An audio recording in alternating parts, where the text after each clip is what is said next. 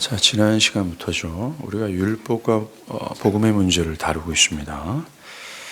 교회 안에서 이 복음의 진리를 믿고 있다고 하는 사람들 대부분이 믿음이 아니라 행위로 의로워져야 된다는 율법주의나 율법을 믿는 자에게 이미 폐기되었습니다 라는 율법 폐기주의를 대놓고 주장하는 사람들은 없습니다. 그들은 율법주의요? 그것은 믿음이 아니라 율법의 행위로 구원을 얻으려는 사고방식으로서 이건 복음이 결코 아닙니다 라고 의뢰 대답하지만 자신이 이 두 가지 오류, 즉 율법주의와 율법 폐기주의에 빠져 있는 것을 모릅니다. 그러나 이 율법주의는 사람들이 생각하는 것보다 훨씬 방대하고 교묘하고 강력한 거미줄로 사람들을 올가매고 있습니다. 자신이 어느 정도의 행위를 보이거나 종교적 행위를 보이거나 남들보다 탁월한 종교적인 행위를 보일 때 우월감을 가지고 자신의 상태를 그 행위를 통해서 긍정적으로 판단하는 우를 범하고 있는지 눈치채지 못하게 합니다. 자신이 이 하나님의 말씀이 아니라 신앙의 관습을 따르고 있음에도 불구하고 자신은 어느 정도 복음 안에서 좋은 상태라고 여기고 있다는 것을 모르게 만든다는 거죠. 나아가 하나님을 사랑하고 또 이웃을 사랑하는 믿는 자로서 가져야 될 이 마땅한 정서와 감정이 없음에도 불구하고 또 하나님의 은혜의 경이로움을 경험한 자들에게 나타날 이 마땅한 열매가 자신에게 없음에도 자신에게 이 종교성을 가진 도덕성, 이 종교성이 주는 도덕성, 어떤 정직함, 검소함, 가난하게 사는 것 등등을 의로 내세우면서 자신에게 문제의식을 전혀 느끼지 못하도록 이 율법주의와 율법 폐기주의자들은 교묘하게 자신들을 속인다라는 거죠.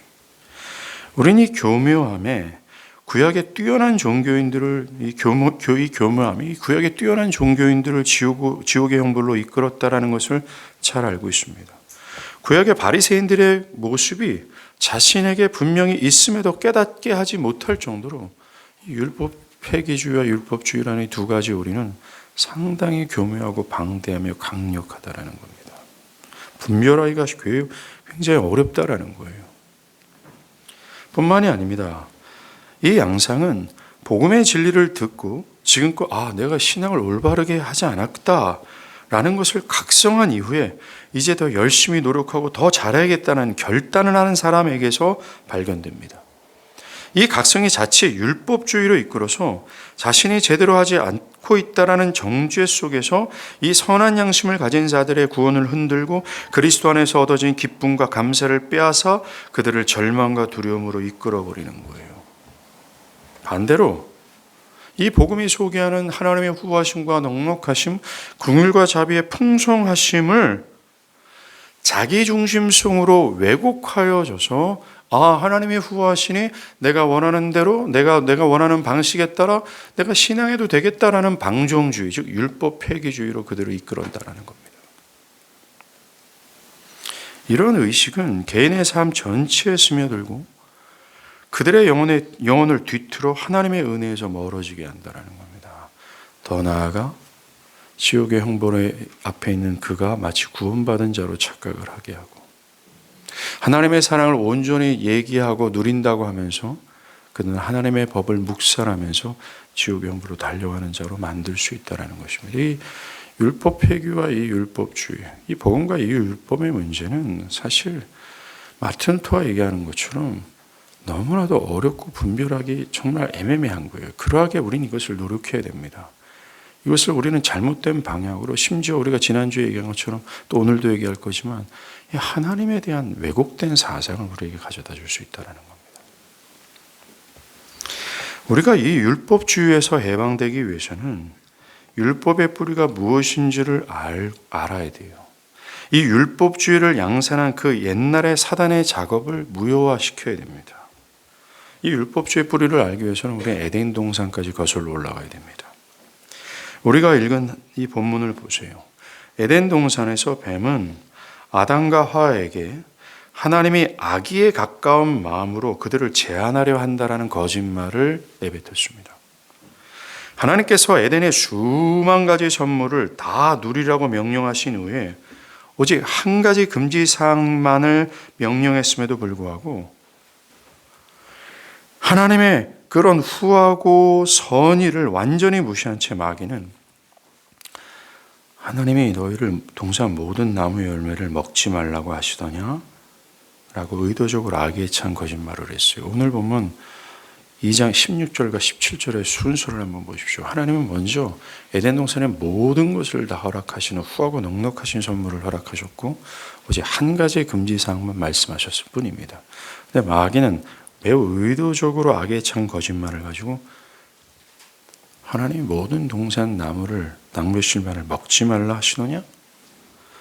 첫째, 이 질문은 하와가 하나님의 말씀에 대해 혼동하게 만드는 질문이었습니다. 하나님이 무엇 하라고 하시더냐라고 말해요. 이어서 공격한 초점은 하나님 말씀의 권위로 이동합니다. 하나님이 죽은다고 해 너희는 결코 죽지 않을 것이야. 하지만 이것이 끝이 아니었습니다. 우리가 집중해야 될 그들의 공격의 핵심은 하나님 성품에 대한 왜곡이었어요. 뱀의 질문의 밑바닥에는 은근한 빈정거림이 있습니다.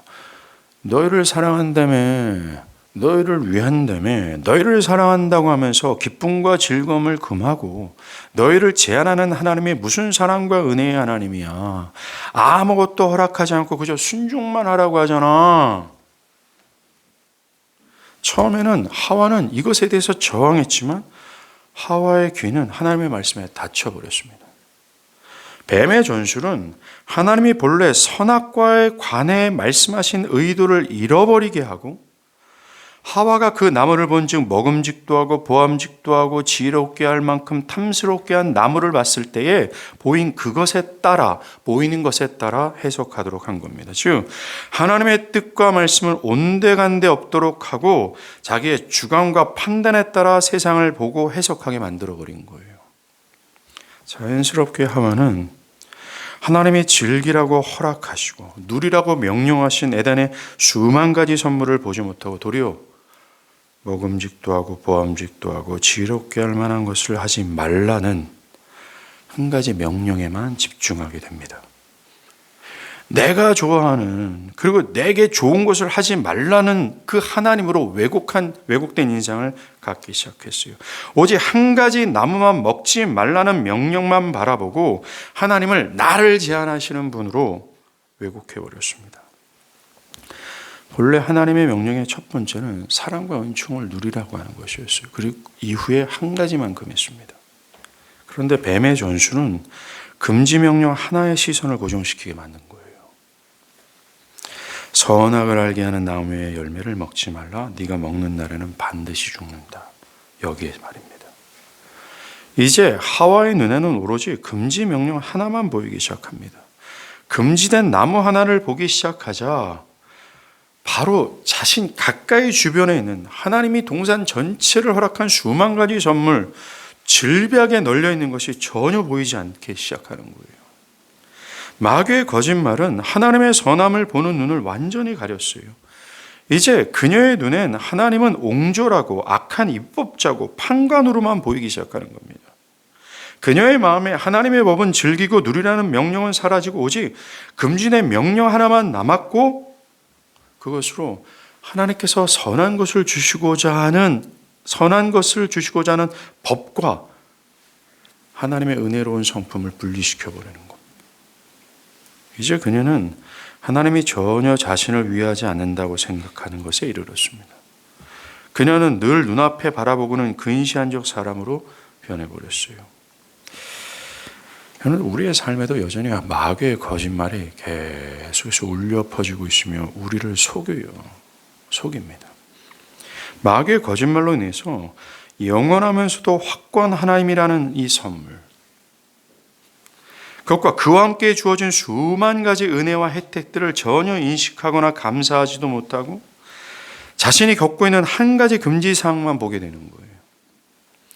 전에도 이제도 앞으로도 변하지 않는 하나님의 선함과 넉넉하신 사랑을 보지 못하고 그리스도 안에서 말로 형용할 수 없는 현재 십쟁과 영원한 미래까지 하나님께서 수만 가지, 5만 가지 모든 선물을 허락하셨지만 마귀는 그것을 전혀 보지 못하도록 하고 거짓말로 우리가 본즉 보암직도 하고 탐스럽기도 하고 나를 지롭게 할 만한 것들인 세상의 돈과 명예와 하나님과 그를 끊어버리게 하는 모든 금지시킨 것만 바라보게 하는 거예요. 하나님께서 하지 말라고 하는 것은 선하신 하나님과 끊어버리게 하는 악의가 품어있기에 하나님이 그렇게 명령하셨음에도 불구하고 마귀는 이 좋은 것을 보지 못하게 하고 이 오만 가지 것들을 보지 못하게 하고 눈에 보이는 보암직도 하고 먹음직하기도 하고 탐스럽기도 하고 나를 지혜롭게 할 만한 세상의 모든 것을 탐하게 하는 겁니다. 그리고 하나님이 이걸 못하게 해? 라고 하면서 하나님을 오해하게 만들죠. 우리를 사랑하셔서 금지하신 것들에게 끌리게 합니다.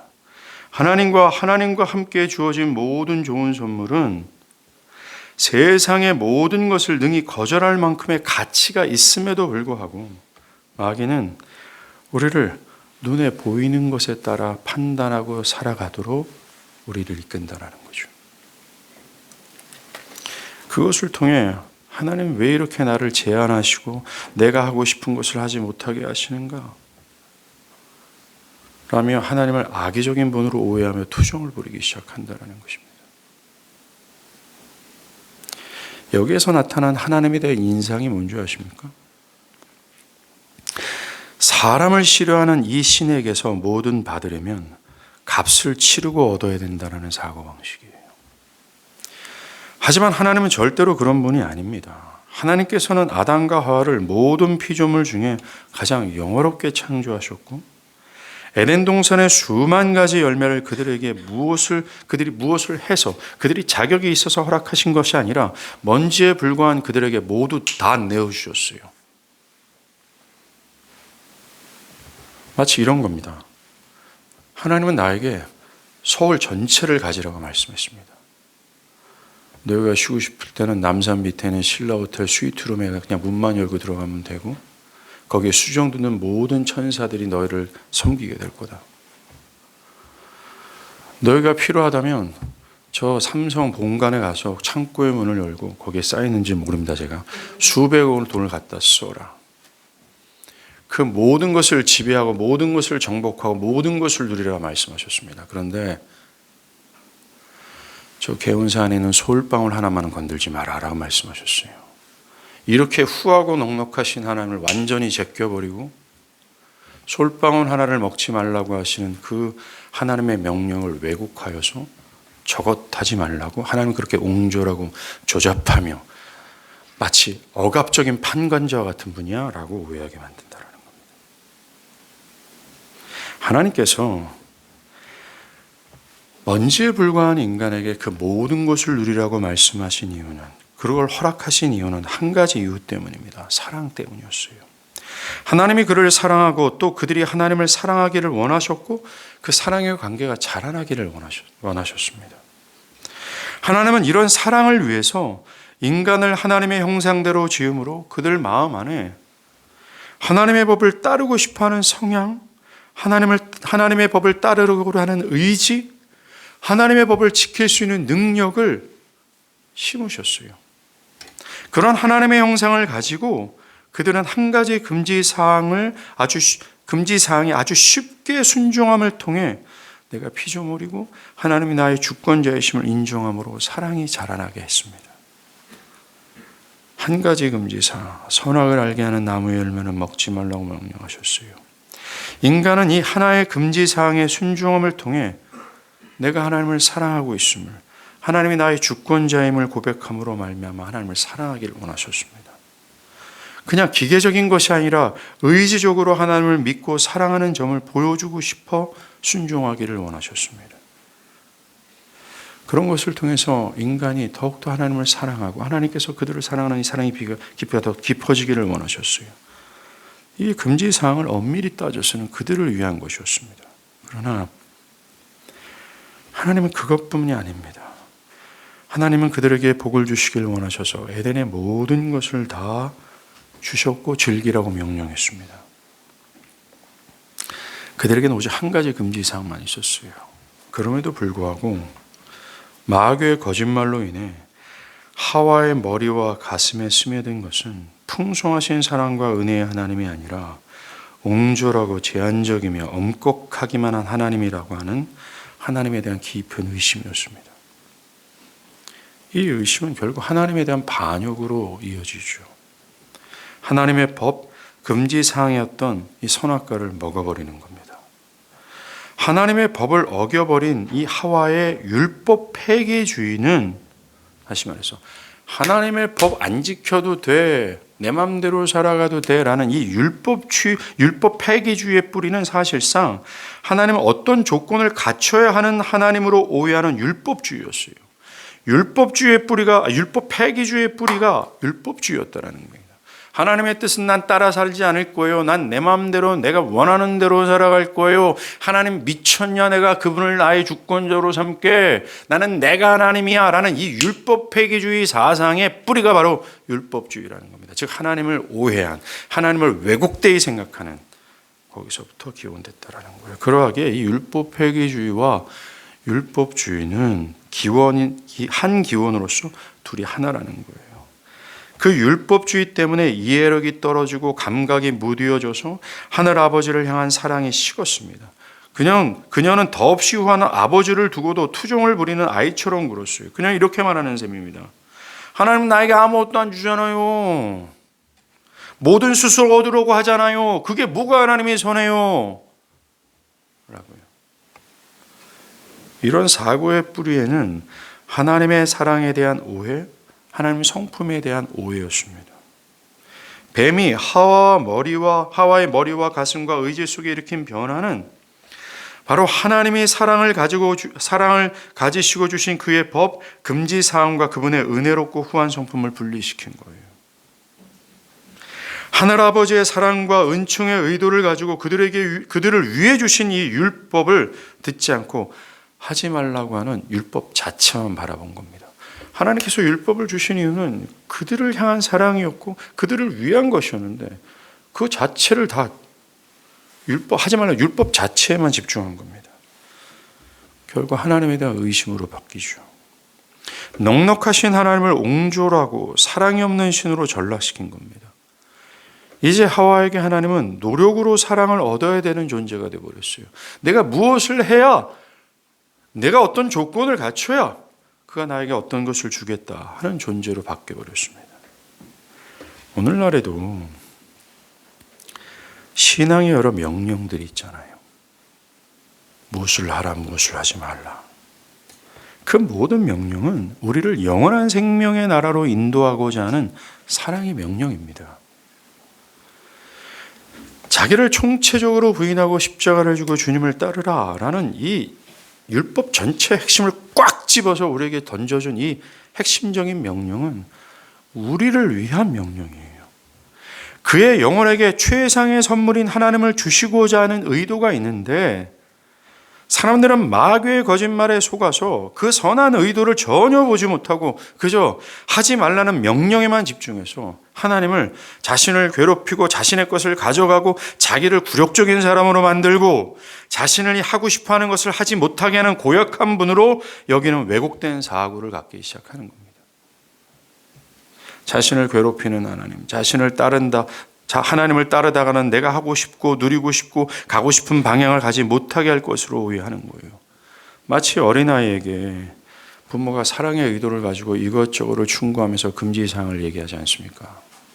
그런데 율법주의에 물들어 있는 어린아이들은 부모의 사랑의 의도와 그 금지사항 자체를 분리시켜서 부모의 사랑의 의도는 새카맣게 까먹고 금지사항에만 하나에 딱 집중해서 우리 엄마 아빠는 나를 제한하려고 하는구나, 나를 믿지 못하는구나, 나를 신뢰하지 못하는구나, 이 장난을 치고 있다는 겁니다. 그와 똑같다라는 거예요.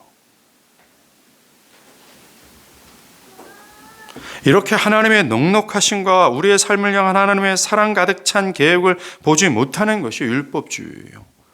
하나님의 성품과 하나님의 법을 분리시키는 겁니다. 하나님의 하나님 되심에 대한 오해가 그거예요. 하와의 경우와 같이 율법 폐기주의, 즉 하나님 말씀을 반대하고 어기는 것, 하나님의 말씀의 엄중함에 대해서 무시하는 것, 내 마음대로 그냥 어느 정도의 여건에 따라 자기 중심적으로 신앙하는 모든 것은 하나님의 사랑과 후하심을 왜곡한 율법주의의 또 다른 표현이에요. 그들은 나는 율법주의가 아닙니다. 내가 얼마나 그게 바로 율법주의라는 겁니다. 이렇게 하나님의 성품을 왜곡하면 필연적으로 그분을 불신하게 돼요. 그분의 사랑과 은혜를 보지 못하고 사실상 하나님을 험악한 하나님으로 여깁니다. 또 율법주의, 폐기주의가 뭐예요? 하나님을 그냥 산타 할아버지처럼 여긴다라는 겁니다. 내가 이렇게 한들 그래도 나를 사랑할 거야. 내가 이렇게 한들 나를 용납할 거야 라고요. 어떤 신학자는 율법주의는 하나님의 율법에 대한 특이한 종류의 순종이다. 규칙에 순종하기는 하지만 그 규칙을 주신 하나님을 제대로 이해하지 못하고 그 규칙을 통해서 하나님의 선하심을 느끼지 못한다. 율법주의는 하와처럼 율법을 주신 하나님의 선하신 의도와 그분의 성품을 율법과 분리해버리는 거예요. 태초의 인간이 하나님의 율법을 사랑 가득하고 후하신 하나님의 성품에서 떼어난 결과 그 율법을 아버지의 지혜가 아닌 제한과 박탈의 조건에서만 보게 되기 시작하는 겁니다. 마귀가 한 하나님에 대한 거짓말이 모든 인류의 피 속에 흘러가기 시작하는 거예요. 마귀의 거짓말로 그 첫 아담에게 형성된 하나님에 대한 의심이 모든 인류들에게 흘러가기 시작합니다. 이 왜곡은 하나님에 대한 반역인과 동시에, 즉 하나님의 하나님 되심, 성경에서 계시된 하나님을 왜곡하여 생각하는 것, 이게 반역인과 동시에 그에 대한 잘못된 해독죄의 형태로 율법 폐기주의라도 변형된, 율법 폐기주의라는 변형된 독이 나타나는 겁니다. 하나님의 법을 따르지 않는 율법 폐기주의, 방종주의로 말입니다. 사실 오늘날 교회 안에서 이 두 가지가 상당히 강하게 흘러요.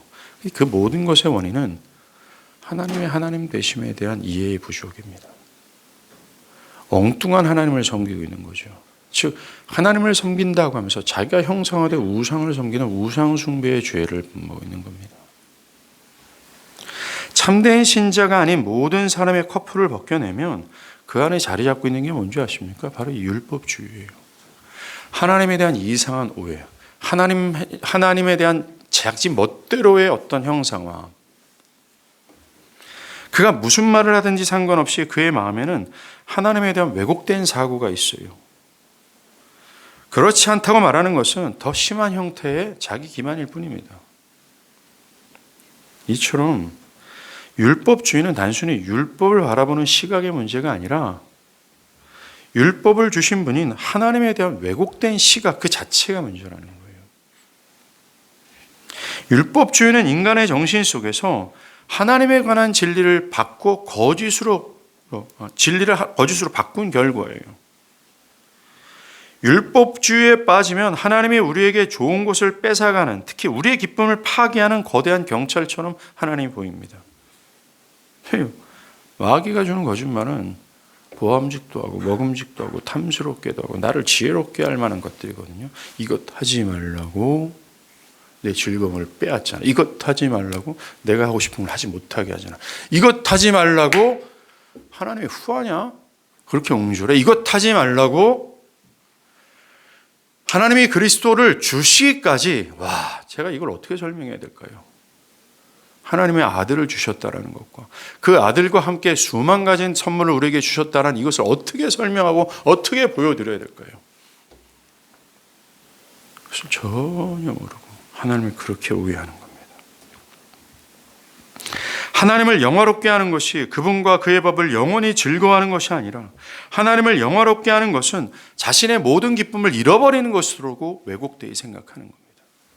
여러분들 그렇지 않습니까? 여러분들이 신앙하고 주님의 말씀을 따르는 것이 왜 이렇게 무겁고 왜 이렇게 지긋지긋하고 나의 삶을 억제해야 되고 나의 삶을 하지 말아야 될 것을 막 이렇게 하면서 억지로 끌고 가는 무거운 짐처럼 느껴지는 이유는 그것이 율법주의로서 하나님에 대해서 오해하는 거예요.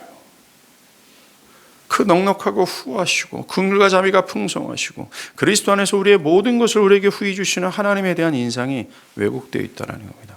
마귀의 거짓말에서 도망 나오십시오. 자기를 제한하시는 하나님. 그래서 자기가 보는 보암직도 하고 탐스럽기도 하고 자기를 지혜롭게 할 만한 것들을 하지 못하게 하신 하나님으로 왜곡하는 거예요. 여러분들, 현재 불신자들이든 또 교회 안에 있으면서도 주의 말씀을 따르지 않은 불신자들이 있잖아요. 이들은 이 거짓말을 믿고 있기 때문에 자기를 부인하고 십자가를 지는 것을 꺼려하는 겁니다. 그거 했다가는 보암짓도 하고 먹음직도 하고 지혜롭고 하고 탐스러운 모든 것들을 하지 못하게 되기 때문에. 믿고 있는다고 말하는 사람들 중에 신앙의 길을 성경의 제시대로 하지 않고 자기 멋대로 자기 이익에 따라 하는 사람들도 이 거짓말에 속아서 하나님을 오해하고 있기 때문입니다. 이 모든 현상은 하나님의 풍성하신 사랑과 긍휼, 그의 약속을 불신하고 왜곡한 것의 결과예요. 자, 이렇게 보면 율법주의, 율법 폐기주의, 이란선 쌍둥이죠. 하와가 하나님의 율법을 거부한 것, 율법 폐기주의입니다. 여러분들 오늘날 참 방종의 시대 아닙니까? 이 율법 폐기주의는 오늘날 교회 안에서 상당히 충만해 있습니다. 모르겠습니다. 종교개혁자들 시대 때는 율법주의가 문제였거든요. 근데 오늘날은 겉으로 드러나는 형태는 율법 폐기주의가 사실 문제입니다. 내 마음대로 방종주의가 자체죠. 이 율법 폐기주의는 하나님을 왜곡되이 생각한 이 율법주의에서 기원된 거예요. 따라서 진짜 하나님에 관한 진리, 성경에서 계시되는 하나님을 알 때만 이 율법주의를 몰아낼 수 있어요.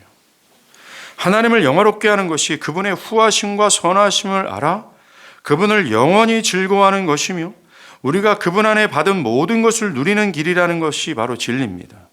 이 진리, 즉 하나님을 바르게 알고 그를 영원히 즐거워하는 것이 유일한 치료책이고 해결책이에요. 그러나 이 한 번 유전자로 딱 들어왔던 하나님에 대한 왜곡된 유전자 있죠. 이거는 인간 마음, 정신 깊숙이 아예 자리를 잡아버렸어요. 이게 육에 속한 사람들의 특징입니다. 신자든 불신자든 하나님에 대한 거짓된 의식, 신과는 우리의 정신뿐만 아니라 감정, 의지까지 침투했어요. 우리가 고백하는 하나님에 관한 교리만이 아니라 하나님에 대한 감정까지 영향을 받았습니다. 따라서 율법주의는 본질적으로 하나님을 향한 제한된 마음을 품게 합니다. 금지하는 명령을 통해 하나님을 봄으로 금지하는 명령을 통해서 하나님을 보니까 거룩한 사랑이라는 더 큰 배경을 보지 못하고 하나님을 자신을 제한한 하나님으로 보게 되는 거예요. 이 병입니다. 율법 폐기주의의 뿌리에는 하나님에 대한 이런 잘못된 시각이 있어요. 율법 폐기주의인 말씀에 순종하지 않은 방종주의도 하나님의 명령을 그분의 성품과 분리하는 율법주의에서 발생한 겁니다. 그래서 뿌리가 같아요. 해답은 하나입니다. 복음이에요. 자신을 반역한 죄인을 위해 아들을 주시기까지 구원하셨던 하나님의 사랑을 보고 맛보는 겁니다.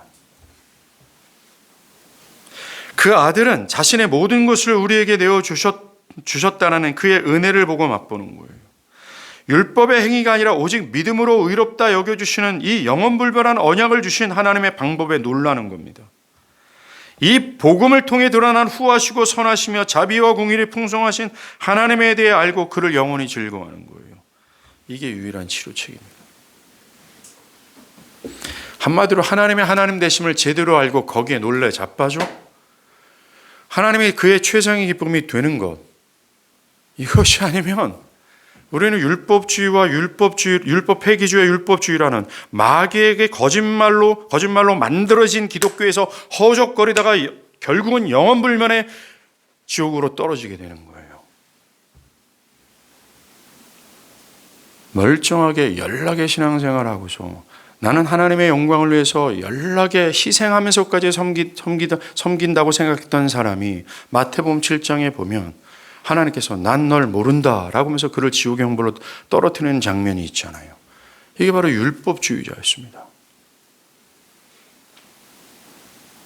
우리는 율법주의와 율법폐기주의라는 범주 안에서 자꾸 자신의 구원과 신앙을 판단하고 앉아 있어요.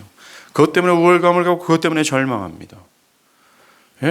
거기서 우리가 뛰어나올 수 있는 유일한 해결책은 복음으로서 복음이 말하는 그 하나님을 보고 전율하고 뒤로 자빠져야 돼요.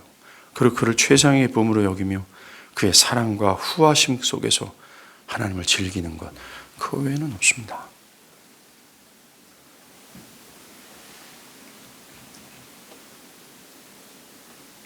율법주의는 단순히 행위로 구원을 받으려고 하는 거 아니에요. 그건 잘못된 거 아니에요? 요 정도의 교리가 아닙니다. 실제로 율법주의에는 여러 층과 차원과 형태와 얼굴이 있어요. 정말 다루기 힘듭니다. 하지만 앞서 보았듯이 이 율법주의의 본질은 그 은혜의 하나님에 대한 왜곡된 마음의 상태입니다. 또 율법주의는 복음에 대한 왜곡일 뿐만 아니라 근본적으로 하나님이 우리를 사랑하시는 선한 의도로 주신 율법에 대한 왜곡이에요. 하나님은 율법을 우리에게 선한 의도로 주셨어요. 바울이 율법주의를 다루지만 율법 자체를 폄하하지 않았던 이유가 바로 이것입니다. 율법 자체는 하나님의 법으로서 자체적으로는 선해요. 그 대신 바울은 율법의 올바른 역할을 설명했습니다. 우리가 믿음으로 말미암아 율법을 파괴하느냐? 그럴 수 없다. 도리어 율법을 굳게 세운다. 복음은 절대로 하나님의 율법을 파괴하지 않습니다. 시내산에서 우리에게 주신 하나님의 율법, 이것은 믿는 자들에게 더욱 강화되고 믿는 자들이 더욱 치열하게 따를 기쁨의 법이에요. 왠지 아십니까? 이 율법과 복음 두 가지에는 하나님의 은혜를 담고 있기 때문에 그래요. 은혜를 왜곡하는 율법주의는 율법도 왜곡해서 하나님이 주신 원래의 특성과 기능에서 벗어나게 하는 거예요. 그것은 곧 율법을 주신 하나님의 성품을 왜곡시키는 겁니다. 여러분들, 구약과 신약에 이르기까지 이 기독교는 철저하게 율법으로 의롭다 여김을 받는다라는 얘기를 한 번도 안 했어요. 율법도 십계명도 선지자들도 모두가 다 이 유대교까지도 본래는 은혜였다라는 겁니다. 전적인 하나님의 은혜로만 사람을 의롭다 여김을 받을 수 있다라는 것이 구약서부터 신약에 이르기까지 전체적인 사상이에요. 하나님이 그분의 백성을 다루시는 방법도 그 인간의 어떤 조건을 가지고 뭘 해야 뭘 해주시는 방식이 아니었어요. 전적인 은혜였어요. 그리스도를 통한 구원의 방식 또한 동일합니다. 모두가 다 은혜의 방식이었습니다. 그러나 실제적인 종교 활동에서는 그대로 나타나지 않습니다. 구약과 신약 시대 모두 은혜의 종교는 형식주의와 율법주의를 흐를 때가 더 많았어요. 분명히 은혜를 말함에도 불구하고, 심지어 나 그거에 동의한다라고 말함에도 불구하고 사람들은 자꾸만 어떤 조건을 내가 갖췄기 때문에 하나님이 나에게 선한 걸 줬고 하나님이 나에게 은혜를 베푸시는 거야 라는 쪽으로 오해하기 시작했어요. 하나님이 자기 백성의 행위 때문에 은혜를 베푸셨다라는 이 그릇된 생각으로 흐를 때가 너무나도 많았습니다. 그러니까 우리는 구약을 보더라도 구약은 율법이었구나, 말 같지도 않은 얘기를 하기 시작하는 거죠. 나아가서 복음서를 보면 바리새인과 그들의 영향을 받은 사람들, 그들은 말로는 은혜를 얘기했어요. 그런데 실제적인 종교와 삶에는 율법주의였습니다. 누가복음 19장 11절에 달란트 비유 있잖아요. 한 달란트를 남긴 사람이 뭐라고 얘기합니까? 당신이 엄한 사람인 것을 내가 무서워하므로. 선한 주인을 향해서 스스로가 그 주인의 인격과 성품을 또 그들의 의도를 악하게 판단한 겁니다. 당신 엄하잖아요. 그래서 내가 이것을 남기지 않은 겁니다 라고 말한 겁니다. 이 말이 곧 뱀의 신학, 율법주의예요. 이 율법주의는 하나님의 진리를 거짓으로 바꿉니다. 다시 말해서 선하신 하나님을 왜곡하고 오해해버리는 거예요. 교회 역사나 현재 목회 현장도 마찬가지입니다. 여러분, 종교개혁자들은요, 중세교회 신학의 자궁에서 나왔어요. 중세교회 신학은 은혜에 깊이 사로잡혀 있었습니다. 종교개혁 전에. 교회 역사상 어떻게 은혜를 받는가라는 질문이 이 관심이 이 시대 속만큼 어떻게 확장된 적이 없을 정도였어요.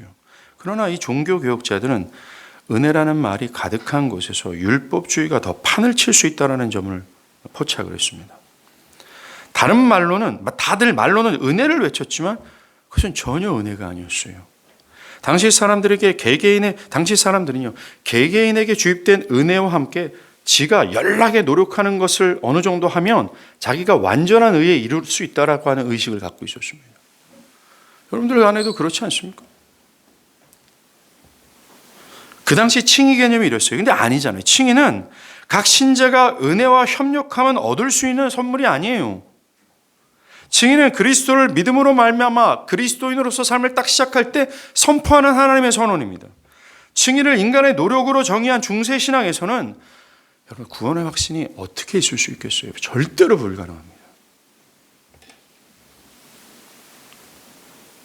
성경은 철저히 완전하고도 주권적인 은혜로 가능하다고 말을 해요. 한번 보세요. 여러분들 창세기 18장이죠. 하나님이 다 늙어빠진 아브라함에게 나타나셔서 내년 이맘때 사라를 통해서 내가 이삭을 줄 거야 라고 약속하세요. 이 약속은 이미 20년 전에 하신 갱신입니다. 이 약속의 말씀을 들은 사라는 웃었어요. 그 이유가 뭐예요? 당연하죠. 아브라함 나이가 늙었고 이미 사라는 생리가 끊어졌기 때문입니다.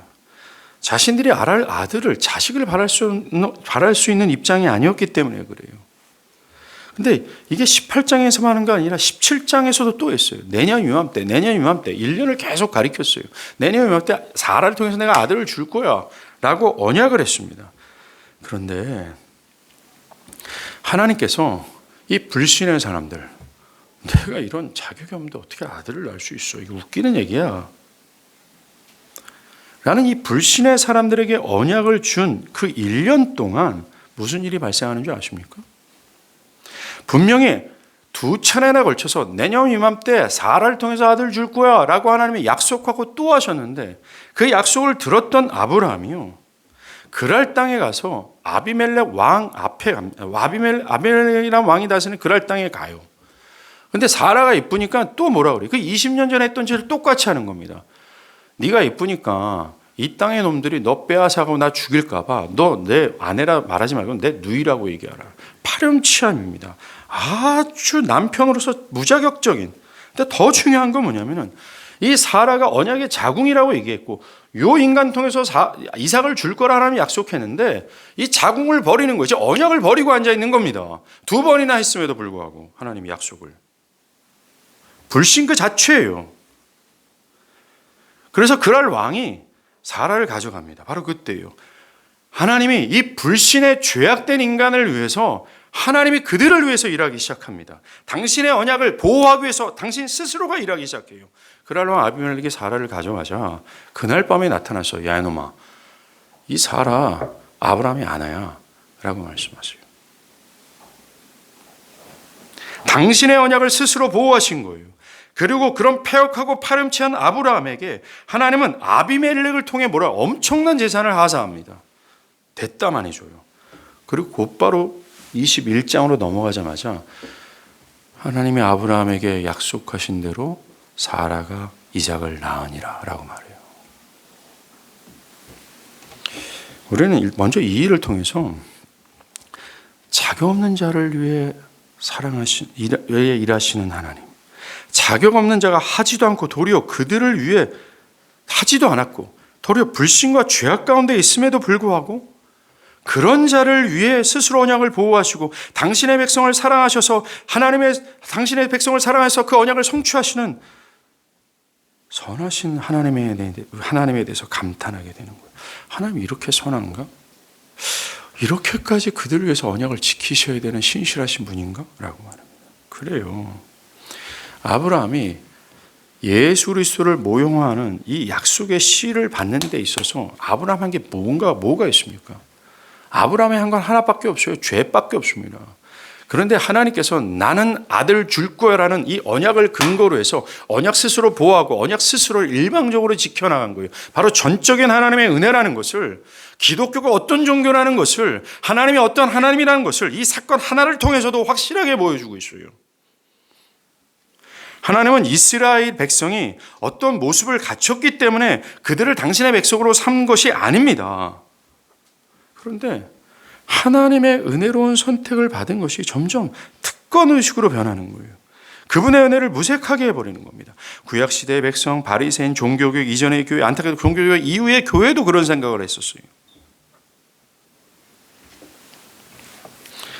복음이 말하고자 하는 교리는 변화되지 않았습니다. 즉 자격 없는 죄인을 하나님의 무궁하시고 일방적인 은혜로 구원하시고 의롭다 여기신다는 이 복음의 교리는 변화되지 않았습니다.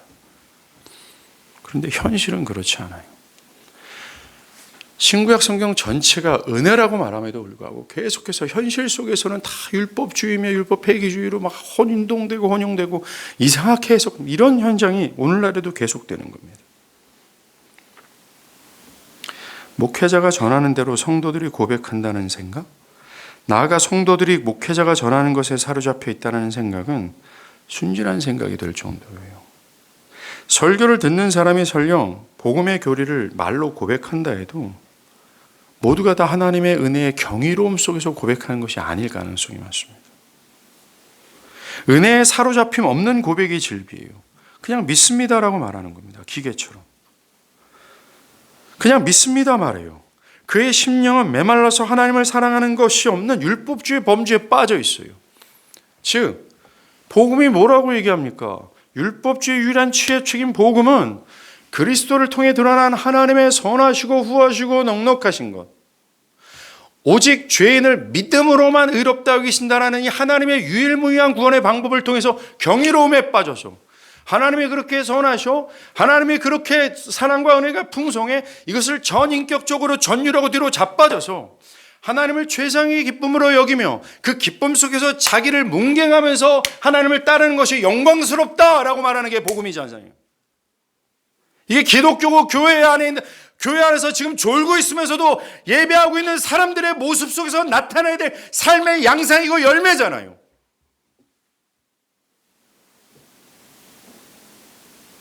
그런데 그것 없어. 믿습니다 말하래요. 그 은혜의 경이 없이, 경이로움의 경험 없이 믿는다고 말합니다. 그 결과 심령은 다 메말라 있어요. 하나님을 사랑하는 것이 없습니다. 그들에겐 종교 활동이 무거운 짐처럼 보이는니다. 조금만 자유를 누릴 수 있는 합당한 근거가 생기면 쏙 피하기를 바라요. 해야 하는 의무 따위가 되어버린 상태입니다. 하나님을 사랑함으로 나오는 어떤 정서 있잖아요. 따뜻한 사랑, 겸손, 열정, 다른 영혼에 대한 관심, 그를 향한 어떤 배려, 그를 위해서 나의 것을 기꺼이 드리는 어떤 것, 이게 없어요. 믿는다고 말은 하지만 아브라함이 자격 없는 자에게 이삭을 허락하신 그 하나님의 은혜에 사로잡혀서 22장에 뭘 합니까? 하나님이 야, 이삭 바치라 하니까 바치잖아요. 이런 열매가 나올 수가 없습니다. 율법주의 범주라고 하는 곳에서 믿습니다라고 말하니까 은혜의 경이로움 없이 믿습니다고 말하니까 다 가짜가 되고 율법주의에 흠뻑 젖어서 나 이것저것 이것 하니까 난 합당한 사람이에요. 난 이것저것 하니까 집사가 되고 내가 이것저것 하고 돈 더 많이 내니까 장로 되고 이 율법주의 범주에서 신앙을 판단하니까 자신에게 아무런 문제가 없는 겁니다. 다른 사람들보다 예배 한 번 더 참석하고 일상의 삶에서는 더 검소하고 뭔가 어려운 사람을 위해서 희생하는 것처럼 보이니까 그가 최정점을 찍은 종교인처럼 보이게 되는 거예요. 현실은 지옥의 끝자락 앞에 있는 겁니다.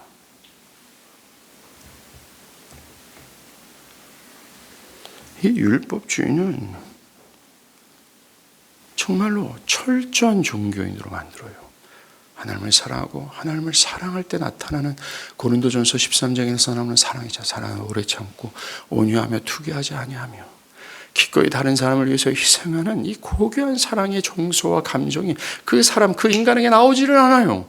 그런데 매 주일마다 또박또박 나옵니다. 성경에 제시간 물어보면 다 알아요. 기독교인이 어떻게 살아가야 되는지 지식은 잘 알아요. 그 사람의 삶에는 성실까지 묻어 있어요. 근데 율법주의입니다. 율법주의는 기독교가 아닙니다. 율법주의는 성경에서 계시는 하나님을 섬기는 것이 아니라 또 다른 하나님, 즉 우상을 숭배하는 종교의 범주 안에 있는 거예요.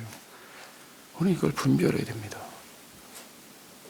저는 우리 교회가 단순히 사람이 많아지고 사람들이 들락거리는 것이 아니라 좁게는 제가 성경에서 봤던 이 크고 위대하신 하나님, 찬양받고 마땅히 높임 받아야 될 그 하나님을 함께 높이고 그의 경이로움 속에서 빠져서 그를 함께 즐거워하기를 바라요. 또 넓게는 교회 역사가 말하고 또 말했던 이 크고 위대하신 하나님을 열렬히 예배하기를 바라요. 그분은 그렇게 예배를 받기에 합당한 분이기 때문입니다. 율법주의와 율법주의, 폐기주의의 어떤 특징과 나타나는 모든 모습들 또 나열할 겁니다. 너무나도 다양합니다. 이거 말씀을 피하지 마십시오. 직면하셔서 내 안에 마귀의 거짓말로 왜곡된 하나님의 인상을 뿌리채 뽑으시고 성경에서 계시된 선하시고 사랑이 풍성한 하나님을 만나길 바라요. 이 길 외에는 없습니다.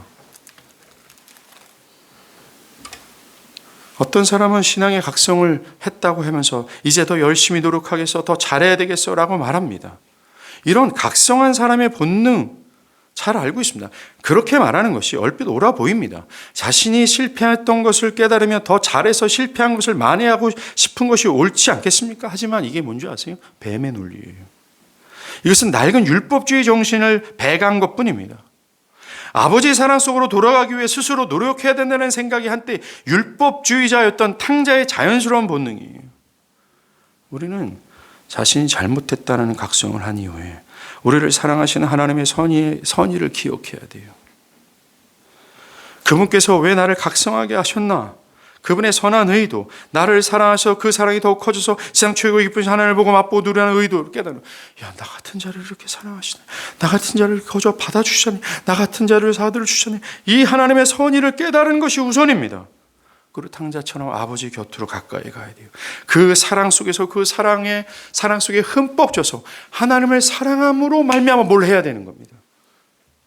그런데 우리는 자꾸만 더 열심히 해야지, 내가 일찍 일어나야지, 스마트폰 그만해야지, 뭐 해야지 어쩌고저쩌고 하면, 만약 내가 더 잘해야지, 더 노력하겠어 라고만 한다면 그것은 자아도취적 신앙이에요. 불교는 똑같습니다. 자기 성찰적 종교를 믿고 있는 겁니다. 내가 정말 부족한 것을 하나님이 깨닫게 하시고 각성케 하신 이유는 너가 하나님을 왜곡해 생각됐다, 나는 원래 선하다, 사랑이 내가 풍성하다, 이걸 바라보게 하시는 거거든요. 그래서 하나님과 사랑의 진짜 관계가 되어서 그 하나님을 사랑하는 마음으로 뭔가를 하게 돼요. 그 하나님을 사랑하는 마음으로 뭔가 하지 않으면 다 자기의 쌓기예요.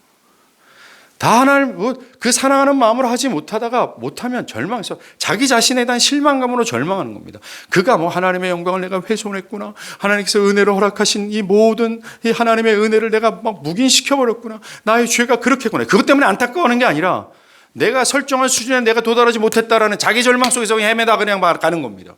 그게 율법주의로서 다른 종교를 갖고 있는 거예요. 기독교가 아니라는 겁니다. 정말로 복음을 들어도 지금까지 실패했으니 이번에는 더 노력해야 됐다라는 이 마음의 소리 있잖아요. 이것을 이겨 경험적인 율법주의를 만들어내는 일이 비일비재예요. 또 사람의 열심, 이 거룩함이 커지면 커질수록 자기의가 강화된다는 생각이 부지불식간에 확 들어옵니다. 정말로 이 율법주의라는 독이 있잖아요. 너무나 강력하고 교묘합니다. 이 독을 치료할 수 있는 것은 복음 하나밖에 없어요. 복음 하나밖에 없습니다.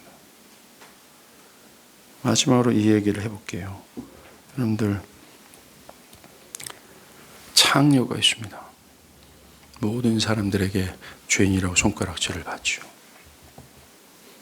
그 창녀가 오직 믿음으로 의롭다함을 받는다는 복음을 듣고 그 그리스도를 붙잡는 것 외에는 너한테 길이 없다라는 사실을 확신했을 때 그리스도를 붙잡습니다. 그 창녀가 그리스도를 붙잡을 때 어느 정도 세게 붙잡을 거예요. 창녀는 온 마음과 뜻과 정성을 다해 붙들고 늘어질 수밖에 없으며 그 그리스도를 붙들 때 그녀에게 눈물이 흐를 수밖에 없어. 어떻게 나 같은 것을 위해서 그가 십자가를 지시고 오직 이 예수를 믿는 것 하나 때문에 나를 죄 없다 하실 뿐만 아니라 나를 의롭다 하시는 하나님의 은혜의 경이로움에 빠질 수밖에 없으며 더 붙잡습니다. 반대로 바리새인이 그 복음을 듣고 그리스도를 붙잡을 때 얼마큼 세게 붙잡을 거예요? 그는 느슨하게 붙잡을 겁니다. 그리스도의 유일한 의의가 아니더라도 내가 쌓은 의의가 있기 때문에 그래요. 본질적으로 우리는 창녀와 같습니다. 허물과지로 죽어서 아무런 소망이 없어요. 그 예수 그리스도를 믿는 믿음으로만이라고 할 때 그 예수를 온전히 붙잡아야 살 수 있는 존재입니다. 우린 창녀와 같은 존재예요. 그 그리스도의 의를 붙드십시오. 거기서 뿜어져 나오는 성경에서 계시는 하나님과 그분의 성품을 맛보게 될 겁니다. 기도하시겠습니다.